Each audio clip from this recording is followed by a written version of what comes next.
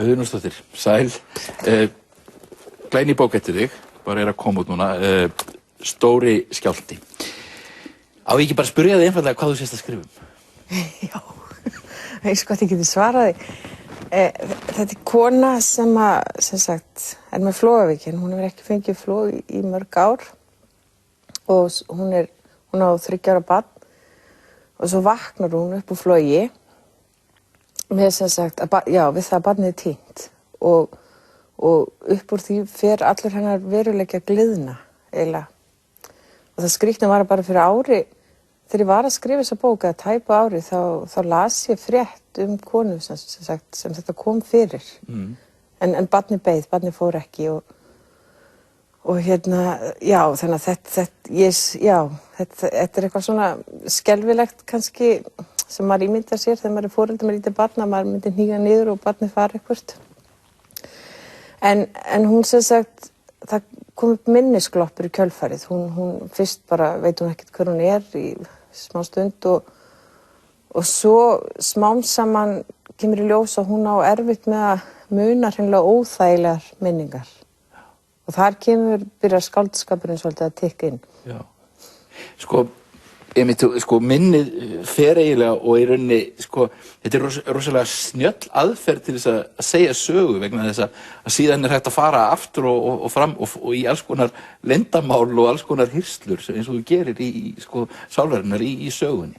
Já, minnið er svo óáreiðanlegt og hún er náttúrulega ekki áreiðanlegur sögumaður heldur og þetta er náttúrulega svona, þetta er eitthvað sem höfundar hafa leikið sér oft með.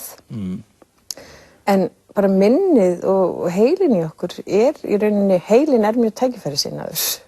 Það sem hentar okkur að muna og hvernig við kjósum að sjá okkar eigin veruleika. Já.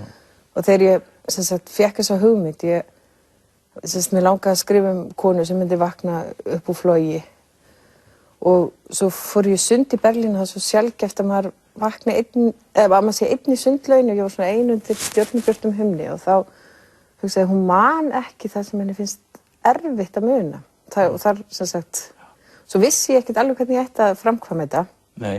Svo ég sendi 2 taugalæknum póst og sem sagt lýsti þessu, hún vaknar upp á flogi og annar benti mér á bækur til að lesa en hinn sem sagt skrifaði alveg 2 síður fyrir mig hvernig hann myndi trýta svona sjúkling. Okay. Já.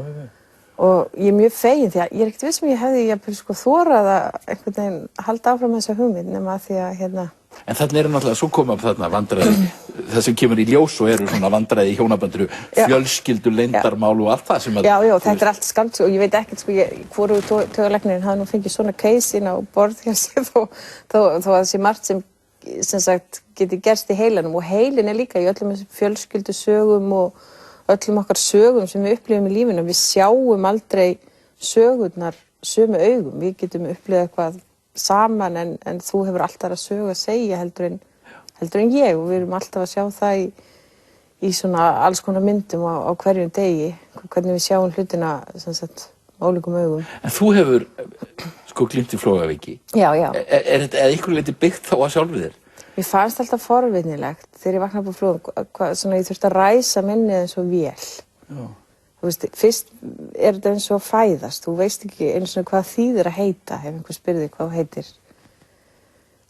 Þannig að þetta er svo óraunverulegt. Og en svo náttúrulega kemur það fljótlega inn oftast, fljótlega tilbaka, en svo rámaðum alltaf í þetta, þú veist, það var svona einhver smáatriði hlutir sem svona eins og vöfðust fyrir mér, eins og minni væri aðeins svona slappara en það ætti að sér að vera. Já. Og sem sagt, já, þetta hefur áhrif á minnistöðvarnar og flog er bara eins og raflost í heilanum. Já. Þú talar það einhvers staðar að þetta sé eins og að verða fyrir árás, svona árásarmaður sem kemur á mann. Það er það í rauninni og maður fann það líka bara þegar ég eignaðist son minn að þá ég hafði lesið konur, ég er alltaf á lyfjum en ég hafði lesið konur sem fóru aftur að fá flog eftir að það eignaðist barn því þá kom inn vökur og svona.